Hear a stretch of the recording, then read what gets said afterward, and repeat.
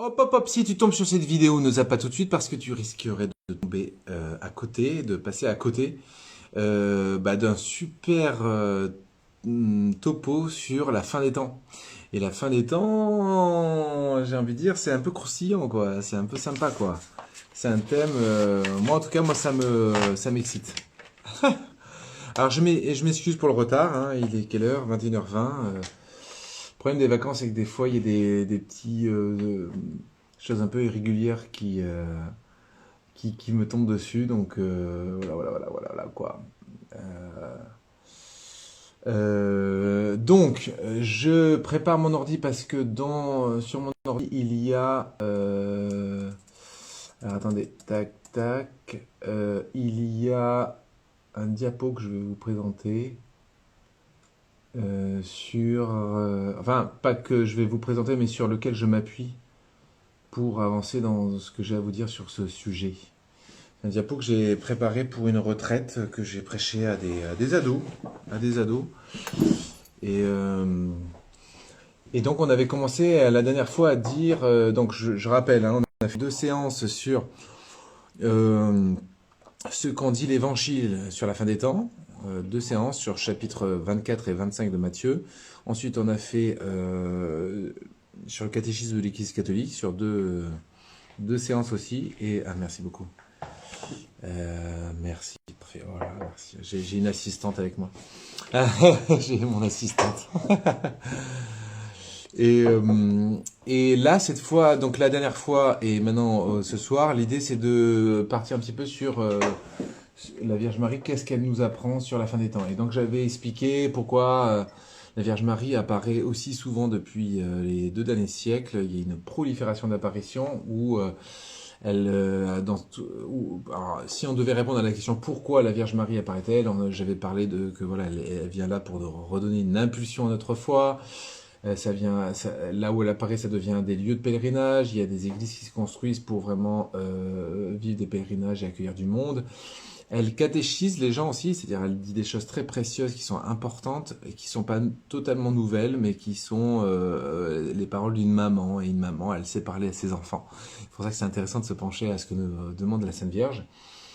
Et elle donne un message au monde, ce qui est un peu nouveau par rapport à d'autres apparitions où elle donne un message pour les gens, pour j'allais dire le voisinage, peut-être le diocèse tout au plus, mais depuis notamment les apparitions à la Salette, c'est un message qui s'adresse au monde pour nous avertir de quelque chose et puis aussi pour nous donner à la fois les ingrédients pour combattre contre le mauvais Satan.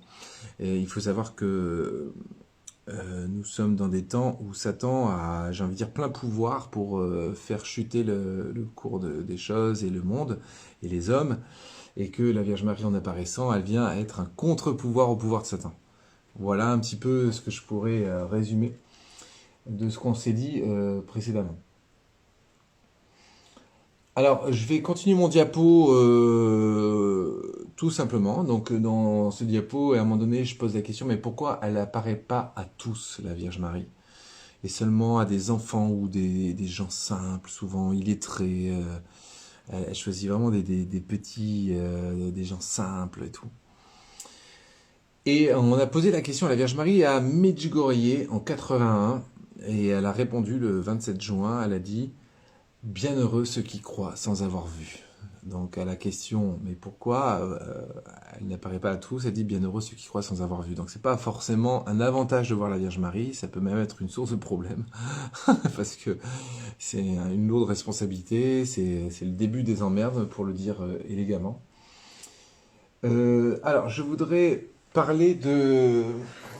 Alors, en plus j'ai commencé le livre là-dessus. Enfin, je suis en train de commencer un livre là-dessus, de lire un livre là-dessus qui est un prêtre qui a rassemblé tous les documents concernant notamment l'apparition, non pas l'apparition justement, mais la possession de 2 enfants à Ilfurt, en Alsace. Et en fait, il se trouve que à travers les différents exorcismes qui ont eu cours, on a soutiré des idées à Satan, quoi. Et c'est assez riche d'enseignements. Euh, et donc, j'aimerais bien retrouver le passage concernant les possédés d'Ilfurt. Alors là, je m'appuie sur le livre de Damien Sanchez, qui est un livre qui s'intitule Je viens vous préparer. Je viens vous préparer. Ben oui, voilà, c'est exactement le cœur de ce que je voudrais vous communiquer, c'est que la Vierge Marie apparaît parce qu'elle nous prépare. Elle nous prépare à quoi? Ben, c'est ce qu'on va découvrir peu à peu. Je peux pas tout vous balancer comme ça, mais en tout cas, voilà. Voilà. Ilfurt en Alsace en 1869. 1869. Deux frères, âgés de 9 et 7 ans, sont totalement possédés par le diable suite à l'influence négative d'une femme du village donnée à l'occultisme. Les démons parlent beaucoup pendant les exorcismes. Ils balancent, entre guillemets, sur leurs projets passés et futurs. Alors, voilà, ils vont dire des choses, par exemple, comme Vive la liberté, l'égalité et la fraternité, vive la République française, c'est un moment très propice pour nous. Alors, je sais pas s'il y en a qui ont vu le fameux film Vaincre ou mourir. Ceux qui le verront comprendront mieux de quoi il en ressort. Mais bon, je veux pas trop m'engager sur ce terrain qui pourrait avoir des couleurs politiques, mais je... Bon. C'est ainsi qu'ils accueillent le prêtre à chaque exorcisme. Donc ça veut dire que c'est pas juste une petite phrase qui s'est perdue, quoi. Qu'avez-vous fait de Voltaire à sa mort demande le prêtre. Oh, nous l'avons accueilli avec une grande ovation. Nous sommes allés le recevoir en procession. Quand il est arrivé à la porte de l'enfer, il a eu peur et a essayé de s'enfuir, mais il n'a pas pu s'échapper parce que nous l'avons bien attrapé. Nous l'avons forcé à passer par le trou et à entrer dans le feu. Alors, il faut faire gaffe parce que les révélations que fait Satan dans les exorcismes, mais moi j'ai assisté à bien des exorcismes. Il faut savoir que Satan est le père du mensonge, donc il faut pas non plus prendre sa parole comme argent comptant. Il faut un peu prendre du recul, hein, voilà. Mais bon, c'est quand même intéressant. Tac à tac. Alors il y avait beaucoup de phénomènes surnaturels assez hallucinants, hein. On pourrait faire ce soir un sujet rien que sur l'exorcisme. Sujet que j'affectionne, j'avoue, parce que j'ai eu la chance d'être aux premières loges voilà, des exorcismes et tout ça. Et par exemple, ça sur le diable insultait de toutes ses forces les choses saintes et Dieu lui-même, mais il ne disait jamais rien de la Vierge. Quand le prêtre lui en demanda la raison, le diable répondit « Je n'ai pas le droit. Le clown de la croix me l'a interdit. » Ça fait froid dans le dos, non? Le clown de la croix, donc il a le droit de se foutre de la gueule de Jésus, mais il a une forme d'interdiction de blasphémer contre la Vierge Marie. C'est un truc de dingue, hein? Le diable insulté de toutes ses forces. Oh oui, j'ai lu. On demande un jour au diable quelle est la vraie religion. Sachez-le bien, c'est la vôtre. Toutes les autres sont fausses. Comment est-il possible de faire une telle confession lui demande le prêtre. J'étais forcé par les trois ci-dessus, donc la Trinité. Je dois également vous dire que nous n'avons aucun pouvoir sur ceux qui pensent et agissent comme vous. Nous ne pouvons rien faire à ceux qui se confessent et communient dignement, à ceux qui sont dévoués à la grande dame et l'invoquent. Nous ne pouvons rien faire à ceux qui suivent fidèlement la doctrine que nous détestons, à ceux qui obéissent au père de tous les chiens, c'est-à-dire le pape, et se soumettent à la grande porcherie, c'est-à-dire l'Église. C'est musclé, hein, c'est musclé là. Donc ça, c'est intéressant parce que vous voyez, Satan, il a à la fois de grands pouvoirs et en même temps, ses pouvoirs sont providentiellement limités. C'est mystérieux, pourquoi Dieu le coupe pas de tout pouvoir? C'est un grand mystère qu'on comprendra que plus tard. Et donc, en tout cas, il dit, nous ne pouvons rien faire à ceux qui suivent fidèlement la doctrine que nous détestons, c'est-à-dire le magistère de l'Église, c'est ça qu'il désigne, hein. C'est certainement pas le magistère des protestants, c'est le magistère de la Sainte Église catholique. Nous ne pouvons rien faire à ceux qui suivent finalement la doctrine que nous détestons, à ceux qui obéissent au père de tous les chiens, donc le pape. Donc en fait, notamment aujourd'hui, il y a beaucoup de catholiques qui s'insurgent contre le pape, son côté très, on va dire, un peu gaucho, très libéral, machin. Et donc du coup, ils se révoltent. Mais attention, parce que dans cette révolte, elle ressemble clairement, parce que à celle de Satan lui-même. C'est une sorte de néo-protestantisme, quoi. Et là, il vient bien redire qu'il peut rien faire à ceux qui obéissent au père de tous les chiens et se soumettent à la grande porcherie. C'est musclé, non, comme déclaration. Voilà. Euh, Ces exemples de possession, etc., confirment que le diable travaille sans repos. Mais malheureusement, aujourd'hui, peu de gens croient en son action, et ceux qui croient encore à ces choses de l'Église sont tournés en dérision. Le prêtre qui a participé à l'exorcisme des enfants raconte que des années plus tard, lors d'un autre exorcisme similaire, le diable a confié: en ces années, des troupes entières de démons sont libérées de l'enfer. Même Lucifer, notre roi, est sorti. Nous faisons le tour du monde en séduisant les hommes. Nous travaillons de toutes nos forces pour répandre l'envie, la haine, la discorde, les conflits et la guerre, le péché et le vice. Oui, nous travaillons parce que notre temps est compté. Oui, nous travaillons parce que notre temps est compté. Nous en profitons maintenant que Dieu a permis de tenter et de séduire les hommes. Sans sa volonté, sans sa permission, nous ne pourrions rien faire. Vous les hommes, vous êtes des imbéciles. Le diable travaille, Dieu le sait, il ne nous abandonne pas. 2 siècles après que le roi de France ait refusé d'accéder à la demande du Sacré-Cœur, Dieu nous met à nouveau en garde et nous donne les moyens de nous défendre. Oui, parce que le Sacré-Cœur, donc Jésus, en apparaissant à Sainte Marguerite Marie, Sainte Marguerite Marie à la coque, à Paray-le-Monial, avait demandé que la France soit consacrée au Sacré-Cœur, ce que le roi avait refusé. Cette fois, il ne tourne pas autour du pot, mais s'adresse directement au pape. Le 13 octobre 1880, alors que le souverain pontife Léon XIII célèbre la messe, il relève soudain la tête avec énergie et regarde quelque chose de fixe sans cligner des yeux avec un air de terreur. Et le pape dira, le pape Léon XIII, ça va, vous êtes bien assis, hein, j'espère, parce que là, j'y vais cash, hein, je vous ménage pas ce soir. J'ai vu la terre comme enveloppée. Je vais juste vérifier que sur YouTube tout va bien. Ça va sur YouTube, vous m'entendez bien, vous... Voilà. Voilà, donc le pape Léon XIII, suite à cette apparition qu'il a eue lors d'un temps de prière, je crois d'action de grâce après la messe, ou pendant la messe, je ne sais plus exactement. J'ai vu la terre comme enveloppée de ténèbres, et d'un abîme j'ai vu sortir une légion de démons qui se répandaient sur le monde pour détruire les œuvres de l'Église et s'attaquer à l'Église elle-même, que je vis réduite à son extrémité. J'ai entendu la voix de Satan défiant Dieu, disant qu'il pouvait détruire l'Église et amener tout le monde en enfer si le temps et le pouvoir nécessaires lui étaient accordés. Satan demanda à Dieu la permission d'avoir 100 ans pour influencer le monde comme jamais il n'avait pu le faire. C'est costaud, non ? Le pape s'est enfermé dans son bureau. Au bout d'une demi-heure, il a appelé le secrétaire de la congrégation des rites et lui a donné une page écrite pour qu'elle soit imprimée et distribuée à tous les évêques du monde. Elle contenait la prière à Saint Michel-Archange avec l'instruction qu'elle soit priée par tous les prêtres à la fin de chaque messe. Malheureusement, cette prière a été mise de côté après le Concile Vatican II et n'a plus été récitée. Le diable a pu poursuivre son action librement dans la société et même dans l'Église.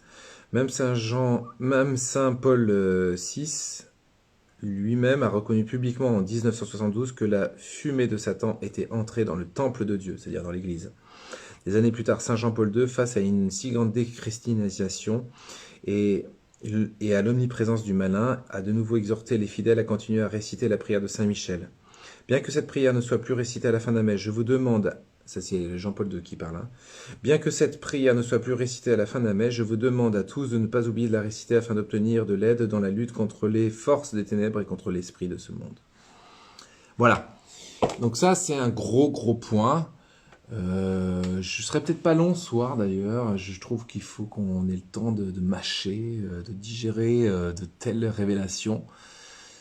On a donc d'une part les révélations que Satan fait à travers des différents exorcismes, et puis on a cette fameuse expérience mystique du pape Léon XIII, à qui l'on doit l'exorcisme, le petit exorcisme de Léon XIII, et à qui on doit la prière de Saint Michel-Archange, qu'il est fortement recommandé de dire à la fin de chaque messe. Donc personnellement, moi je la dis à la fin de chaque messe, mais je la dis pas que à la fin de chaque messe, je la dis plusieurs fois par jour, je la dis par exemple en bénissant mon collège tous les jours, Donc voilà, c'est chacun après à ses dévotions, hein, mais en gros, je crois que c'est une prière importante. Saint Michel Archange, défendez-nous dans le combat, soyez notre secours contre la malice et les embûches du démon. Que Dieu exerce sur lui son empire, nous vous le demandons en suppliant. Et vous, prince de la milice céleste, repoussez en enfer par la force divine Satan et tous les esprits mauvais qui redonnent le monde en vue de perdre les âmes. Voilà la prière de Saint Michel Archange. Le fait que je vous la récite par cœur vous démontre que je la dis très souvent et je vous encourage à en faire de même. Donc vous tapez sur Google prière de Saint Michel Archange et c'est une prière à réciter au moins tous les jours, même plusieurs fois par jour. Ça peut être à la fin de chaque chapelet, pourquoi pas à la fin de chaque dizaine. Voilà, donc c'est cette idée que nous sommes dans la fin des temps, nous sommes entrés dans la fin des temps, que Satan reçoit dans une mystérieuse providence l'autorisation de se défoncer. Il sait que le temps lui est compté, qu'un jour il mangera la poussière, mais que d'ici là, il veut faire le plus de grabuge possible. Et quand on observe l'état du monde actuel, on se dit, bah oui, c'est exactement ça, quoi. C'est exactement ça. Et je crois que c'est important d'entendre ça, de se dire Satan existe et Satan, il se bouge le cul, lui. Lui, il se bouge le cul. Et nous? Est-ce que nous, on se bouge autant que lui? Parce que si tous les chrétiens du monde se bougeaient autant les fesses que Satan, il serait réduit, il se prendrait une grosse branlée dans sa petite tronche, quoi. Vous voyez, c'est ça. Moi, c'est ça que j'aime bien dans le thème de la fin des temps, c'est que qui dit fin des temps dit il y a un délai, il faut qu'on comprenne que il faut se bouger, quoi. Il faut se bouger. On peut pas vivre en chrétien tiédasse, en chrétien du dimanche. Pourtant, Dieu sait que le dimanche c'est déjà bien d'être chrétien du dimanche, mais c'est pas suffisant. C'est pas suffisant de se dire oh, je vais à la messe le dimanche et tout va bien. Non, non, non, non. Il y a vraiment une redécouverte de la puissance de la prière, de l'intercession et du jeûne et du sacrifice. Et c'est bien entendu tout ce qu'on va découvrir au long des séances qui vont suivre, c'est-à-dire l'impact des apparitions de la Vierge Marie qui nous demande justement de faire des jeûnes et des sacrifices. Parce que la simple prière du bout des lèvres, qui peut parfois être que du bout des lèvres, hélas, ne va pas suffire à contrecarrer le pouvoir jamais égalé dans toute l'histoire de l'humanité de Satan à ce jour. Voilà. Donc moi, je ne suis que le perroquet du bon Dieu. Tout ce que je vous dis là, c'est pas de l'idéologie de Frère Benjamin. C'est des révélations de mystiques, c'est le magistère de l'Église, c'est le catéchisme de l'Église catholique, c'est l'Évangile. Je suis complètement en pleine conformité de l'enseignement d'Église. C'est simplement que dans l'enseignement d'Église étant si riche, bien de mes confrères n'osent plus parler de ça parce qu'eux-mêmes sont pas au courant. Mais je dirais, de même qu'on dit que nul n'est censé ignorer la loi, nul n'est censé ignorer le fait d'analyser les temps. Et Jésus, dans l'Évangile, on voit à maintes reprises reproche aux gens de justement ne pas savoir lire les signes des temps. Il dit ouais, vous savez deviner la météo qui fera demain à partir de l'analyse de la météo d'aujourd'hui, mais vous n'êtes pas foutu de voir les signes. Il le dit peut-être pas comme ça, j'avoue, vous me connaissez. Je transforme un peu avec un langage moderne ce que dit Jésus, mais ou en tout cas un langage benjaminesque, on va dire. Mais en tout cas, Jésus nous reproche justement de ne pas être sensible à ce qui est en train de se passer. Nous, on n'a pas le droit d'être insensible à ce qui est en train de se passer parce que il y a trop de révélations, il y a trop de choses concordantes. Voyez. Maintenant, à bon entendeur, salut, et il n'y a pas plus aveugle que celui qui ne veut pas voir, quoi. Donc ça, c'est une réalité. Alors après, c'est pas foutu pour celui qui ne veut pas voir et qui n'est pas dans ce genre de délire. C'est pas un délire, mais je comprends que pour quelqu'un qui est extérieur, il se dit c'est du délire. Qu'est-ce qu'il raconte, frère Benjamin, Satan, machin, la République, machin, enfin bon. Écoutez, moi je sais pas. Je crois que j'ai collectionné des lectures de la méditation d'évangile, de la méditation du catéchisme de l'Église catholique, du magistère, et tout concorde. Nous sommes dans des temps particuliers et la Vierge Marie a des choses à nous révéler et elle nous donne tous les ingrédients qu'il faut. C'est pour ça qu'il n'y a même pas lieu d'avoir peur. Tout ce que je pourrais dire, pourquoi on a dit il faut arrêter de parler de l'enfer, ça fait peur. Tiens. Mais ça fait pas peur. Un chrétien n'a pas peur de l'enfer, voyons voir. Franchement. Est-ce qu'un chrétien a peur de l'enfer? Mais d'où aurait-il l'enfer alors que Jésus est mort et ressuscité pour nous ouvrir les portes des cieux? Donc le paradis nous est acquis. Il nous est acquis. On n'a même pas, euh, je dirais, on n'a même pas à le conquérir par la force du poignet. Parce que si c'est ça, de toute façon, on n'y arrivera jamais. Ok, donc le paradis nous est acquis. La question c'est, est-ce qu'on veut le recevoir? Et est-ce qu'on prend les armes de la foi, comme dit Saint Paul, l'armure, le casque de la foi, le ceinturon? Voilà un petit peu, pour planter le décor, c'est pour vous dire, d'une part, que Satan se déchaîne, mais parallèlement à cela, la Vierge Marie se déchaîne aussi. Amen ou pas amen? Et la Vierge Marie, comment on la représente? On la représente écrasant la tête du serpent. C'est la femme de l'Apocalypse, la Vierge Marie. C'est la femme de l'Apocalypse, c'est aussi l'Église. C'est aussi l'Église, la femme de l'Apocalypse, certes, mais c'est aussi la Vierge Marie qui écrase la tête du serpent. Et un non-chrétien doit-il avoir peur de l'enfer? Un non-chrétien doit avoir peur de l'enfer, parce qu'il n'adhère pas au salut en tant que non-chrétien. Mais c'est pas parce qu'il a peur de l'enfer qu'il ira en enfer, évidemment. Parce qu'il y a des chrétiens qui iront en enfer. Ça, c'est clairement annoncé aussi dans toutes les révélations et dans tout l'évangile. Donc ça ne suffit pas d'être chrétien pour être prémuni de l'enfer. Mais un chrétien n'a pas peur de l'enfer, c'est-à-dire qu'il sait que Jésus est vainqueur. Donc quand je vous parle de Satan qui a plein pouvoir, on pourrait commencer à flipper et à s'enfermer. Mais non, Satan, nous on lui pisse à l'arrêt, excusez-moi, mais je veux dire, Jésus est plus fort que... Voilà. Et la Vierge Marie écrase la tête du serpent. C'est pour ça que dans les temps qui sont les nôtres, la dévotion à la Vierge Marie n'est pas facultative. La Vierge Marie joue un rôle clé pour écraser la tête du serpent, et si nous voulons vraiment écraser la tête du serpent, on doit se blottir contre la Vierge Marie. Et blotti contre la Vierge Marie, il y a le serpent à ses pieds qui est écrasé. Amen ou pas amen? La peur ne conduit pas en enfer, et un non-chrétien ne va pas forcément en enfer, qu'il ait peur ou pas. Exactement. Bien résumé en voie d'apparition. Pourquoi le thème est si peu abordé par les prêtres alors que c'est d'une importance plus que brûlante?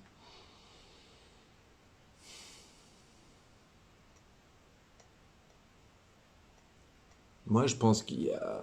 Vous savez, on est endormi. Satan nous endort. La technique de Satan, c'est pas forcément le gros truc possession avec effet hollywoodien.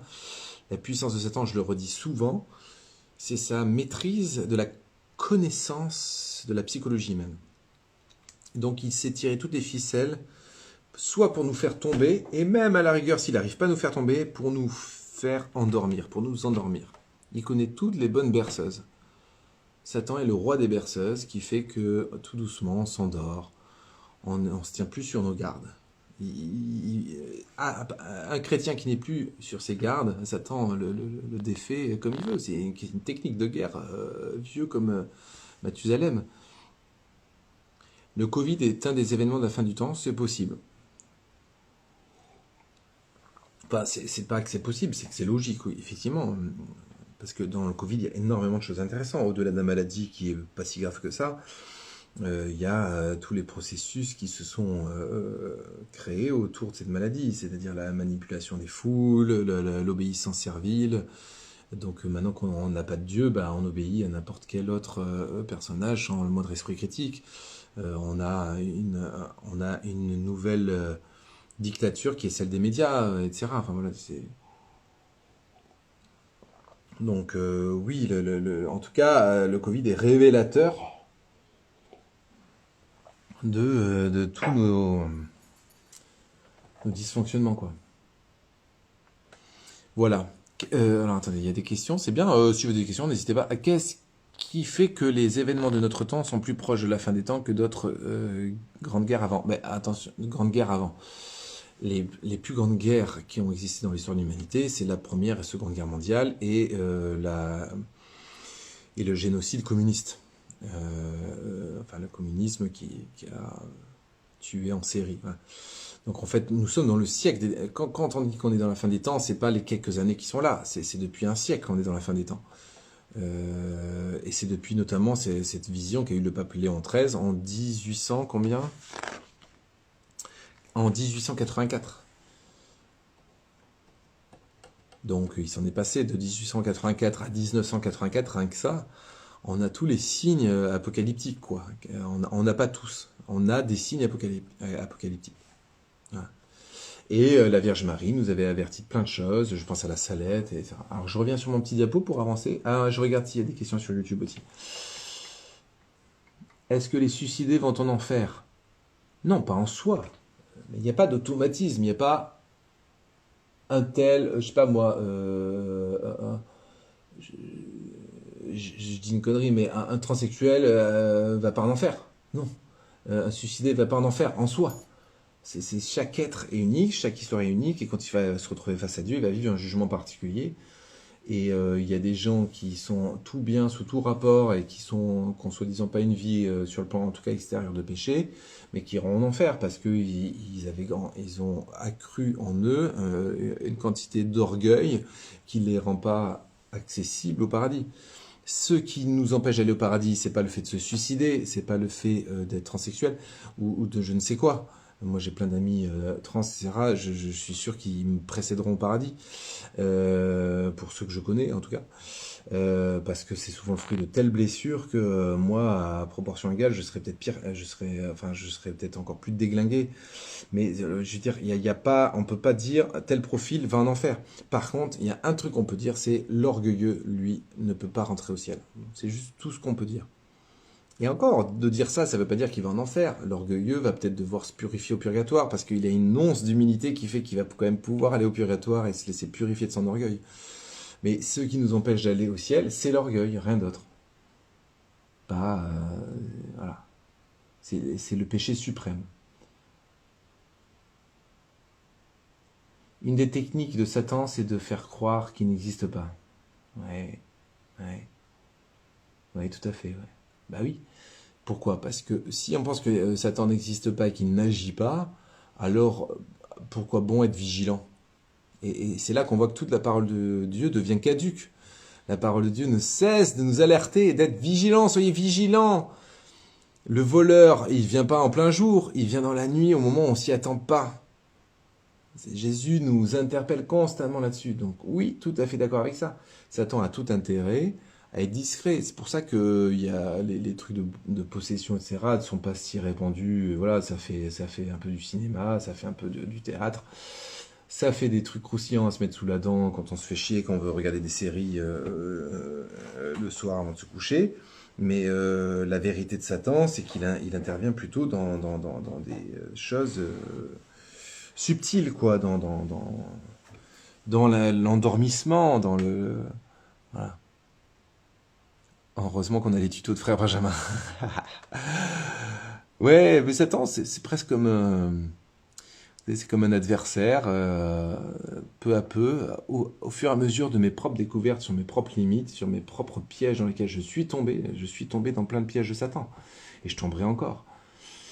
Mais à force, on commence à se connaître. Parce que lui, il connaît bien la psychologie humaine, mais avec l'expérience, avec peut-être quelques aides de la Vierge Marie du Saint-Esprit, on finit aussi par le connaître, lui, et voir comment il s'y prend. Les tactiques de Satan sont toujours un peu les mêmes.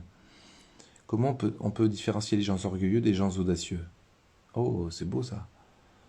Non, mais il y a pas forcément d'orgueil dans l'audace, en tout cas l'audace en tant que telle.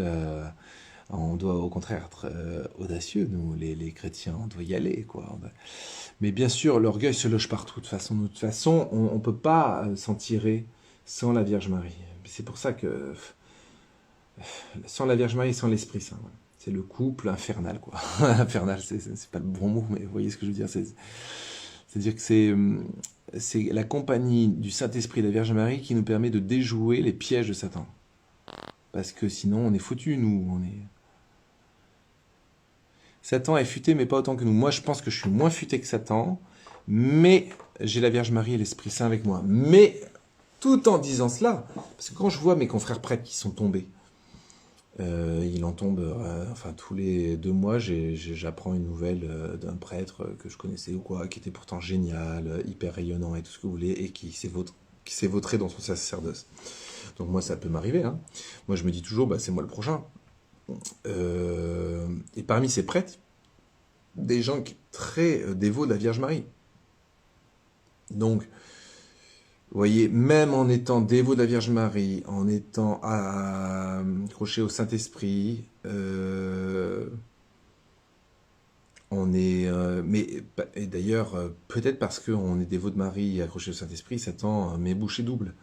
Donc c'est pour ça que personne n'est à l'abri. Ce qui nous met à l'abri, c'est l'humilité. C'est-à-dire l'humilité nous rend invisibles. C'est comme si on devait... C'est la cape d'invisibilité. La cape d'invisibilité, c'est quoi? C'est dans Harry Potter. Ou c'est l'anneau. Enfin voilà, c'est-à-dire que tant qu'on a l'humilité, on est revêti d'une cape d'invisibilité. Et pour moi, le manteau de l'humilité, c'est le manteau de Marie. Mais même quand on a une dévotion forte à Marie, il faut jamais se reposer sur ses lauriers. Il faut jamais penser que c'est acquis. Et c'est pour ça que moi, il y a un truc que j'admire énormément chez le pape François, c'est qu'à chacune de ses prises de parole, il demande humblement qu'on prie pour lui. Et alors, vous voyez, les esprits tordus pourraient se dire, il est vraiment égocentré. À chaque fois qu'il fait une parole en public, il demande qu'on prie pour lui, moi, priez pour moi. Voilà, donc ça, c'est les esprits tordus. C'est des esprits tordus qui disent ça, d'accord? Parce que la vérité de sa démarche, c'est qu'il est humble.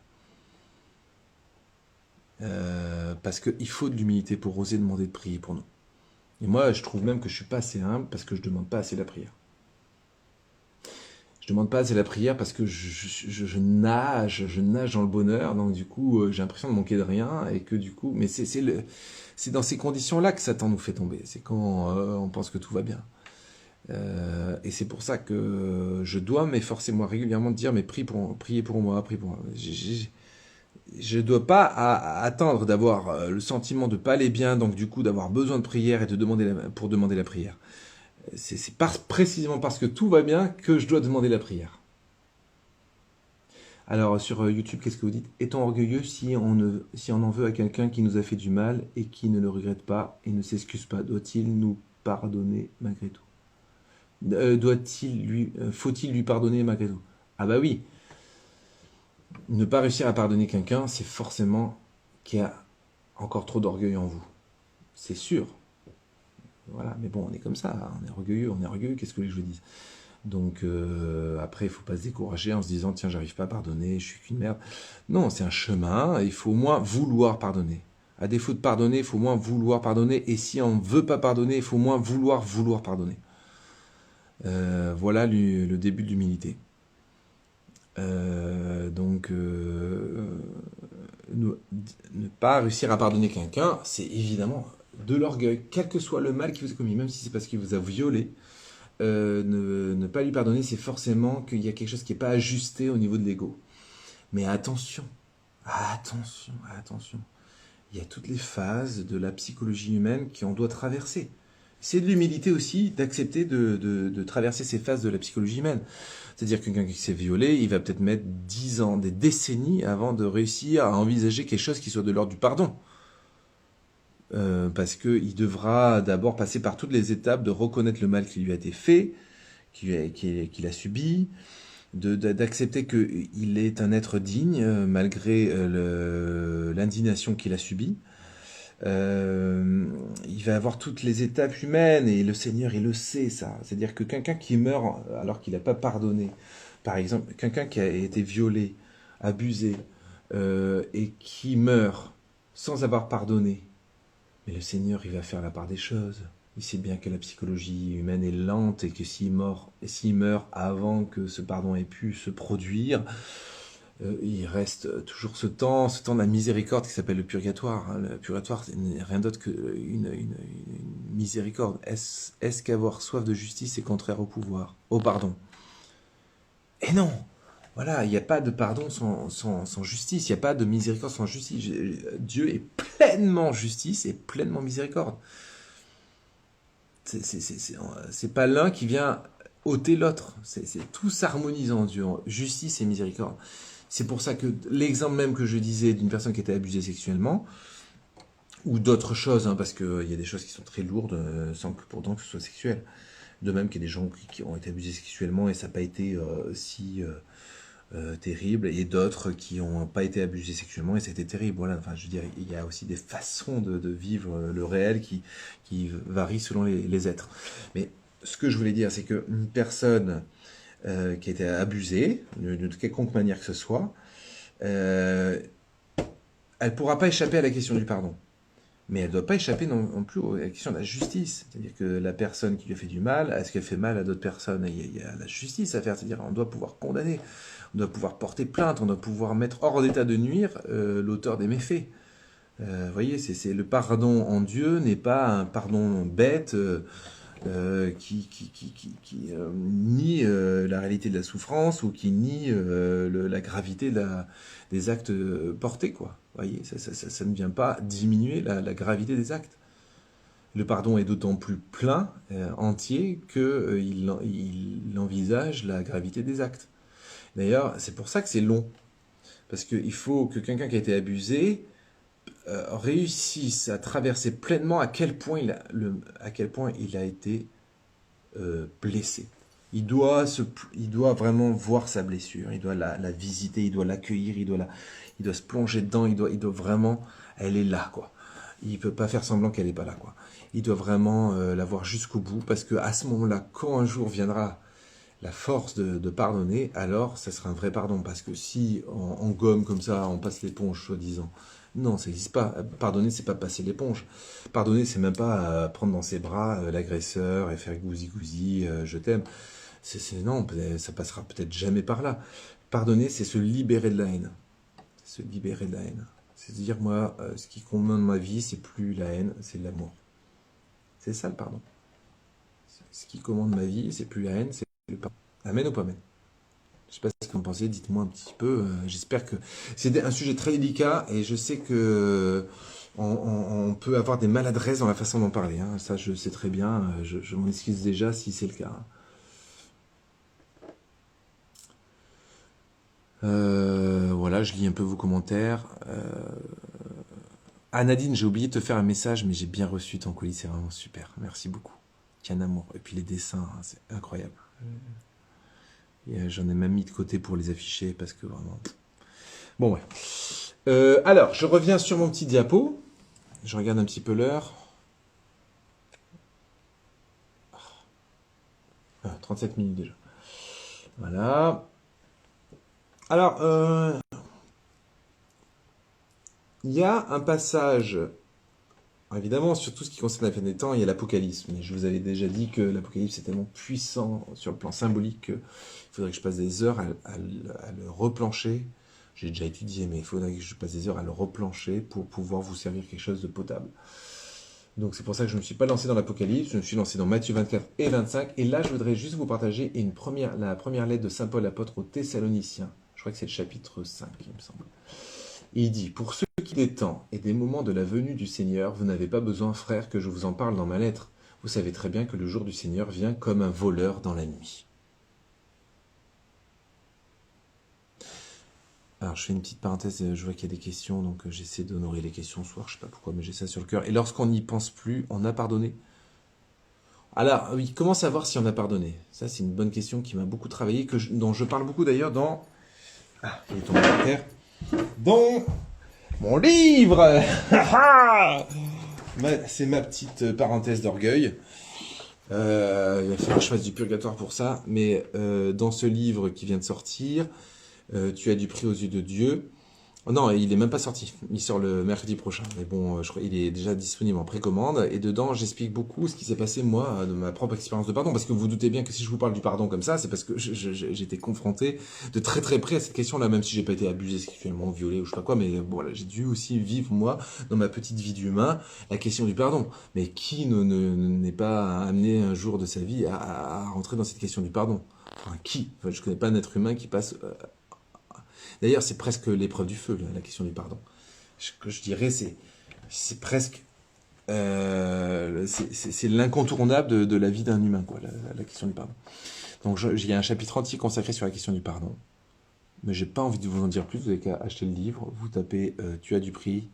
Je crois qu'en tapant Tu as du prix et Frère Benjamin, ça suffit pour tomber sur le site pour commander le livre. Voilà, lorsqu'on n'y pense plus, on a pardonné, oui et non, quoi. Il n'y a pas de réponse absolue. C'est pas parce qu'on n'y pense plus qu'on a pardonné. C'est pas l'organe de la pub. C'est ma vie privée et ma fille, d'accord. Ouais. Alors, j'avance dans la lecture de Saint Paul apôtre aux Thessaloniciens. Je crois que c'est le chapitre 5, verset 1. Ensuite, verset 2. Vous savez très bien que le jour du Seigneur vient comme un voleur dans la nuit. 3. Verset 3. Quand les gens diront quelle paix, quelle tranquillité, c'est alors que tout à coup la catastrophe s'abattra sur eux, comme les douleurs sur la femme enceinte. Ils ne pourront pas y échapper. C'est exactement ce qu'on est en train de vivre. C'est-à-dire que, regardez, si vous analysez l'Occident, en tout cas l'Occident, mais l'Occident impacte la planète entière. Et ben, j'épingle ce commentaire pour pas que j'oublie d'y répondre après, mais je finis mon idée. Oh mince, à chaque fois que j'épingle, il disparaît, il faut que je le fasse 2 fois pour que ça marche. C'est bizarre.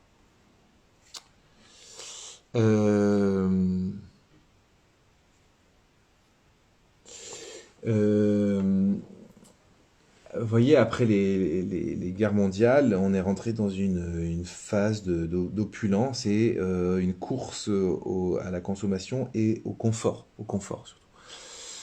Le confort presque devenu comme une nouvelle idole, quoi, un nouveau dieu. C'est le confort, le dieu confort qui a remplacé le dieu tout court, quoi. Et vous voyez, c'est intéressant, quoi. C'est dans ce confort-là qu'arrivent des épreuves telles que la guerre, telles que le Covid, telles que... Quelle paix, quelle tranquillité. Hein, ça fait 60 ans qu'on... non, plus que ça maintenant. Oui, si, 60 ans, quoi, qu'on est qu'on est soi-disant dans la paix. Quand les gens diront quelle paix, quelle tranquillité, c'est alors que tout à coup la catastrophe s'abattra sur eux comme les douleurs sur la femme enceinte. Ils ne pourront pas y échapper. Voilà. Et ça, c'est une parfaite description de la fin des temps, et c'est une parfaite description, selon moi, de ce que là on est en train de vivre. Alors, je poursuis, verset 4.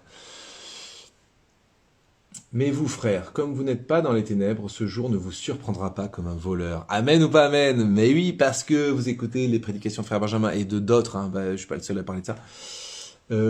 Et parce que vous lisez l'évangile, et parce que vous instruisez, parce qu'il faut s'instruire, on a un cerveau, c'est pas pour le laisser au repos et se contenter du catéchisme de quand on avait 7 ans, quoi. Si on se contente de ça, bah bonjour, quoi, bonjour notre foi, quoi. Si vous recyclez pas votre foi de votre du petit de 7-8 ans, 9 ans que vous aviez quand vous avez fait votre première communion, bah vous êtes dans la merde, hein, les amis. Vous êtes vraiment dans la merde, quoi, laissez tomber. Donc, à qui est instruit, qui se nourrit intellectuellement, mais pas que, qui se nourrit par la prière, c'est-à-dire qu'il y a une vie avec Dieu existentielle, c'est-à-dire qui s'incarne dans le quotidien, eh ben, ce jour ne vous surprendra pas comme un voleur. Moi, je me souviens très bien quand le Covid est arrivé, c'est évidemment que c'est pour moi un signe des temps. Et je me disais, d'ailleurs, je vous l'avais dit déjà ça, je me réjouissais presque, je ne me réjouis pas du nombre de morts qu'il y a eu, des souffrances que ça a occasionné, évidemment, d'accord, merci de ne pas transformer mes paroles. Mais je me disais, mais est-ce que ce serait pas le début de la fin, quoi? Enfin, je me disais, ah ça y est, ça approche, voilà. Et vous voyez, quand un chrétien bien averti, du coup, il envisage les choses même éminemment négatives, comme le Covid, comme quelque chose qui est un marchepied vers le salut, quoi. Voilà. Tout contribue au bien de celui qui aime Dieu, dit saint Paul. Tout contribue au bien de celui qui aime Dieu. Celui qui est un chrétien, il est tellement, comment vous dire, possédé par cette phrase. Je répète, tout contribue, tout contribue, tout contribue, tout contribue au bien, tout contribue au bien, tout contribue au bien de celui, tout contribue au bien de celui, tout contribue au bien de celui qui aime Dieu, de celui qui aime Dieu, tout contribue au bien de celui qui aime Dieu, tout contribue au bien de celui, tout contribue au bien de celui qui aime Dieu. Là, j'ai répété 15 000 fois, là, je peux pas faire mieux. Donc, cette phrase, vous l'écrivez sur un papier, vous l'affichez dans votre bureau. Tout contribue au bien de celui qui aime Dieu. Un chrétien, c'est c'est un possédé. Un chrétien, c'est un possédé par l'espérance. C'est un possédé du Saint-Esprit, c'est un possédé de l'espérance. Un chrétien, il envisage tout comme un bien, parce qu'il sait qu'avec la grâce de Dieu, ce qui est apparemment mal devient un bien. Merde quoi, je le dis à longueur de temps de mes conférences, de mes vidéos, c'est le point central. Je voudrais que tous ceux qui sont en train d'écouter percutent là-dessus, l'écrivent, s'il vous plaît, écrivez-le en grande majuscule sur plusieurs feuilles A3 ou A4 que vous collez les unes aux autres, vous l'écrivez en grand dans votre cuisine. Tout contribue au bien de celui qui aime Dieu. Alors quoi? Qu'est-ce qui pourrait me faire peur? Qu'est-ce qui pourrait m'anéantir? Rien ne nous séparera de l'amour de Dieu manifesté en Jésus-Christ, nous dit saint Paul en l'Épître aux Romains, chapitre 8. Tout contribue au bien de celui qui aime Dieu. C'est ça le chrétien. Le chrétien sait que Jésus est victorieux de la mort. Donc tout ce qui est mort dans nos vies, et j'en vis tout comme vous, j'en ai moins vécu ces dernières années, j'avoue, mais enfin ces dernières années, mais qu'à cela ne tienne, ça va peut-être me tomber sur la gueule, peut-être que demain je vais apprendre que j'ai un cancer ou je sais pas quoi, mais j'espère vous prêcher avec la même conviction quand j'apprendrai que j'ai un cancer et que j'en aurai plus que pour quelques mois, ben j'espère vous prêcher avec la même conviction que tout contribue au bien de celui qui aime Dieu. Bordel de merde, c'est le truc, c'est le centre de la parole de Dieu, quoi. Vraiment, vraiment, vraiment. Et je me dis, mais c'est pas possible les chrétiens, on n'est pas assez porteurs de ça, quoi. On n'est pas assez rayonnant, parce que ça nous rend rayonnant de savoir ça. Les peurs s'évanouissent devant ça. Si vous voulez, on est comme un roc et les vagues, il peut y avoir les tempêtes que vous voulez, elles viennent s'écraser sur cette foi-là. Tout contribue au bien de celui qui aime Dieu. Être chrétien, c'est ça. À quoi bon tous ces efforts, la messe, le chapelet, machin, etc., si on n'est pas habité par cette phrase? Voilà, alors il y avait une question, est-ce normal d'avoir peur de son agresseur même après lui avoir pardonné? Oui, la psychologie humaine, elle fait son rythme, elle a un rythme très lent. C'est-à-dire que vous voyez, moi qui vous dis, tout contribue au bien de celui qui aime Dieu, quand je vais apprendre que j'ai un cancer, et ben ma psychologie va réagir, et elle va mettre beaucoup de temps à admettre. Et oui, bien sûr. Donc voilà, c'est parce que le corps a sa lenteur, mais la psychologie a sa lenteur aussi. Mais souvent l'âme est plus mobile, elle est... Donc il faut que l'âme tire tout le reste, peu à peu. Puis ça fait son bonhomme de chemin. Voilà. Je reviens un peu sur YouTube, parce que là je suis sur mon diapo, et je vois pas YouTube. Ouh là là, il y a plein de commentaires. On peut pardonner, mais pas oublier. Oui, on peut pas oublier. De toute façon, on peut pas oublier. J'ai jamais dit que pardonner, c'était oublier, bien sûr. C'est-à-dire que le pardon n'est pas plein, n'est pas entier si on oublie. Qu'est-ce qu'on pardonne si on oublie? Donc,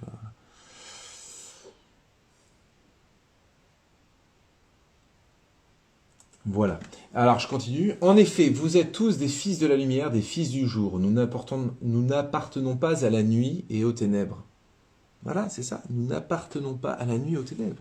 On appartient au Christ, les gars. Vainqueur de la mort. Les gens qui dorment, c'est la nuit qu'ils dorment. Ceux qui s'enivrent, c'est la nuit qu'ils sont ivres. Mais nous qui sommes du jour, restons sobres. Ah, ça tombe bien à l'approche de Carême, là. Mettons la cuirasse de la foi et de l'amour et le casque de l'espérance du salut. Ah, ça, j'aime bien ce passage. Mettons la cuirasse! Ha! Tout à l'heure, je parlais du film Vaincre et mourir. Mais ça, moi, ce film, c'est la vitamine en boîte, les gars. Ah, je vous le recommande à donf. Parce que dans ce film, au-delà de tous ces débats, mais dépilos oh mon Dieu, je dirais pas de quoi. Ce qui est beau dans ce genre de film, mais pas que dans ce film, mais notamment dans ce film, ce qui est beau, c'est que les mecs, ils s'en foutent de leur propre vie, quoi. À quoi sert de gagner le monde si c'est finalement pour perdre sa vie, comme dit Jésus? On l'a lu il n'y a pas longtemps dans l'évangile, je ne sais plus quel jour. À quoi sert de gagner le monde si c'est pour perdre sa vie, perdre son âme? Voilà. Mais voilà, c'est ça, c'est-à-dire que c'est des gens... La mort, qu'est-ce que c'est que la mort? Que de... Mais franchement, on est rentré dans un siècle d'obsession, d'exagération de la gravité de la mort. Oui, je dis pas que c'est pas grave la mort. La séparation, le manque de la personne, tout ça, c'est grave. C'est dur. C'est dur psychologiquement. Encore la psychologie met du temps à s'adapter à ça. Mais notre âme, elle sait que voilà, c'est un passage, c'est un passage vers quelque chose qui est mieux en plus. Alors, qu'est-ce qu'on a des fois que Dieu, oh là, non, on souhaite aux gens de pas mourir, mais moi je sais pas, moi je sais pas si c'est un souhait intelligent. Hein. Moi, quand je dis que j'ai envie de mourir, les gens, ah bah pourvu que ça soit pas rapidement, c'est très gentil. Je prends ça comme un signe d'amitié de la personne qui me le dit, mais je suis pas d'accord avec elle. Cette personne se rend pas compte de ce qu'elle dit. Elle dit ça par amitié, mais si c'était une personne vraiment chrétienne, elle dirait oui, je comprends que tu veuilles mourir parce que de toute façon c'est tellement beau ce qui nous attend. Voilà, le rapport à la mort est devenu problématique dans une société de confort qui se dit tout ce qui compte c'est notre vie sur Terre pour s'en mettre plein la panse et profiter à donf. Mais on s'en bat les miches de notre vie sur Terre. Notre vie sur Terre, elle est là que pour nous faire travailler à gagner le ciel. Le sens de notre vie sur Terre, c'est pas la Terre, c'est le ciel. Vous voyez, vous me suivez ou pas là? Je répète, le sens de moi, si je vis sur Terre, c'est pour gagner un max d'âme au bon Dieu. C'est pour sauver, c'est pour la gloire de Dieu, le salut du monde. Si je dois crever et même en souffrant, je vais résister. Ma psychologie, mon corps même, il va avoir envie de fuir. Je vais essayer de sauver ma peau. C'est l'instinct de survie, très bien, d'accord. Mais en fait, on doit s'en taper de notre vie, quoi. Et quand un enfant de 6 ans meurt, c'est violent au possible parce que c'est vrai que c'est pas, on sent bien que c'est pas le cours naturel des choses. Mais ne nous inquiétons pas, c'est qu'il devait vivre jusqu'à 6 ans et il devait vivre ce qu'il devait vivre jusqu'à 6 ans. Et puis point barre. Et moi, si je meurs dans une semaine, si moi qui vous parle, non même sans parler de maladie, donc j'ai un accident, je meurs, et ben voilà, c'est que j'aurais eu à vivre ce que j'avais à vivre sur Terre. Et c'était le bon moment. Et puis voilà, c'est rien, c'est rien. Mais la vie sur Terre, c'est quoi par rapport à l'éternité? Il faut quand même être un peu scientifique. Pour moi, c'est être scientifique ce que je suis en train de vous dire. Je n'ai pas plus scientifique que ce que je suis en train de vous dire. Scientifiquement, c'est quoi notre vie sur Terre par rapport à l'éternité? Un petit point face à l'éternité face à l'infini. Un petit point face à l'infini, l'infini. L'infini. Ce petit point disparaît devant l'infini. C'est une comparaison, mais qui est même pas juste. Mais je vais quand même la prendre. La petite goutte dans l'océan, on se dit c'est rien. Une goutte dans l'océan, c'est rien. On dit c'est rien. Et c'est faux, parce que c'est quand même quelque chose. C'est une petite goutte par rapport à l'océan lui-même limité. Or, notre vie sur Terre, là on peut dire que c'est rien, parce que c'est face à l'océan de l'éternité. C'est-à-dire que c'est même plus un océan, je devrais même pas parler d'océan, parce que l'éternité n'a pas de limite. C'est quoi notre petit passage sur Terre? Un pipi de chat, les gars. Donc la seule urgence qui incombe à notre vie sur Terre, c'est d'aimer, c'est de faire, d'amener les gens aussi à Dieu. C'est pas juste d'aimer son prochain. C'est aussi d'embarquer avec nous dans cet enthousiasme de vie, un maximum d'âme, parce qu'on est responsables les uns des autres. Et il n'y a pas plus grande charité que l'évangélisation. La plus grande charité qui soit, c'est pas seulement, je dis bien, c'est pas seulement je sais pas moi, aller dépanner un ami dont la voiture est en panne et puis on va lui donner un coup de main. C'est pas juste cette charité-là qui est très importante, mais c'est de parler de Jésus à nos prochains. C'est ça la plus grande des charités. Parce que dépanner l'ami qui est en panne avec sa bagnole, tu l'aides quelques heures de sa vie. Quand tu lui parles de Jésus, tu l'aides pour l'éternité. Voilà. Alors parfois, aider quelqu'un à le dépanner avec sa bagnole, c'est une façon d'évangéliser parce que à travers l'amour que tu répands, ça lui ouvre quelque chose à l'amour. C'est un témoignage de l'amour et de l'amour, c'est Dieu. Donc il y a une forme d'évangélisation à travers la charité, évidemment. Je ne veux pas opposer les choses.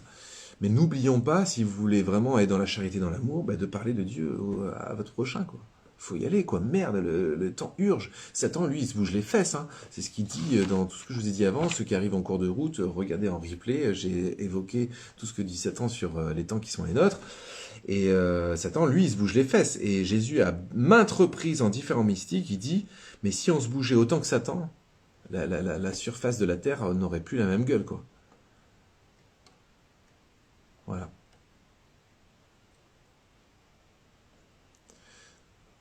Essayer de convaincre les autres de nous suivre. Oui, voilà, en tout cas, leur témoigner, leur partager. Convaincre, peut-être le mot, comme dit Sainte Bernadette, je ne suis pas chargé de vous convaincre, mais de vous le dire. Voilà. Et la foi naît de ce qu'on entend, pas d'un réquisitoire ultra argumenté visant à convaincre, comme un avocat va convaincre. Bien entendu, on a les outils rationnels de la foi qui fait qu'on peut rendre compte de notre foi intellectuellement, rationnellement et montrer qu'il y a quand même des preuves et que c'est intelligent de croire. Mais c'est surtout de témoigner. Voilà, c'est surtout et c'est surtout, si vous voulez, ne vous mettez pas en peine d'évangéliser et parler de Jésus aux autres si déjà vous n'êtes pas capable de sourire, si vous n'êtes pas capable de rendre service, si vous n'êtes pas capable de donner votre vie à votre prochain. Là, j'ai envie de dire, n'évangélisez pas parce que vous allez être contre-productif.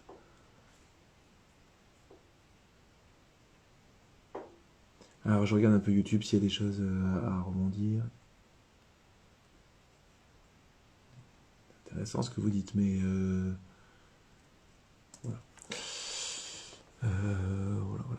Donc, je poursuis. Les gens qui dorment, c'est la nuit qui dorment. Ceux qui s'enivrent, c'est la nuit qui sont ivres. Mais nous, qui sommes du jour, restons sobres. Mettons la cuirasse de la foi et de l'amour et le casque de l'espérance du salut. C'est pour ça que la Vierge Marie appelle au sacrifice et au renoncement. Alors moi, vous savez, ça, c'est mon point faible.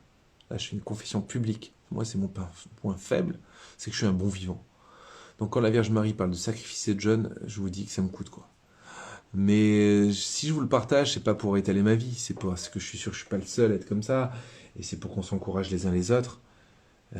Encouragez-moi à jeûner, encouragez-moi. Les gens ils disent prenez soin de vous, prenez soin de vous, prenez soin de vous. Moi j'ai envie de dire ne prenez pas soin de vous, ne prenez pas soin de vous, ne prenez pas soin de vous, prenez soin des autres. Voilà, c'est ça, c'est surtout ça qui compte. Bon après pour prendre soin des autres, il faut, comme dit Saint François de Sales, qui veut aller loin ménage sa monture quoi. Qui veut aller loin ménage sa monture. Qui veut aller loin ménage sa monture. Donc il n'y a pas une opposition totale. Je suis un peu excessif dans ce que je vous dis, mais vous voyez ce que je veux dire, c'est que on doit être vibrant pour le ciel, quoi. On n'a pas de temps à perdre. Satan, lui, se bouge les fesses et moi, est-ce que je me bouge les fesses? Voilà un petit peu le message de ce soir. Je finis le passage d'évangile et puis après j'arrête. Car Dieu ne nous a pas destinés à subir la colère, mais à entrer en possession du salut par notre Seigneur Jésus-Christ. Amen ou pas amen? Mort pour nous, afin de nous faire vivre avec lui, que nous soyons en train de veiller ou de dormir.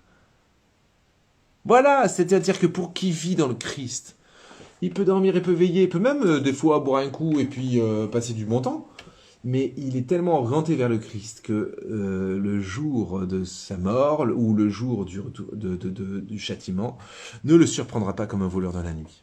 Voilà. Qu'est-ce que vous en dites, chers amis? Voilà, pour ce soir. Je vais couper ce live. Voilà, c'est toujours un peu dommage parce qu'on était pas loin des 70 personnes et quand je vais relancer le live, il n'y aura plus que 40 personnes, mais c'est pas grave. Ça veut dire que j'ai 20 ou 25 personnes qui voulaient peut-être suivre que le parti enseignement, mais pourtant, moi, j'aimerais vous dire ce soir, suivez la partie prière aussi parce qu'il se passe des choses fortes. Ça permet je dirais, d'intérioriser et d'enraciner ce qui a pu s'échanger au cours de ce petit enseignement. Donc moi je trouve ça toujours dommage que là on est 63, je coupe le live, je le partage sur mes réseaux sociaux et je relance un live de prière et je trouve toujours dommage qu'on perd du monde en route parce que vous passez à côté de quelque chose de très beau. Voilà, allez à bientôt, à tout de suite quoi.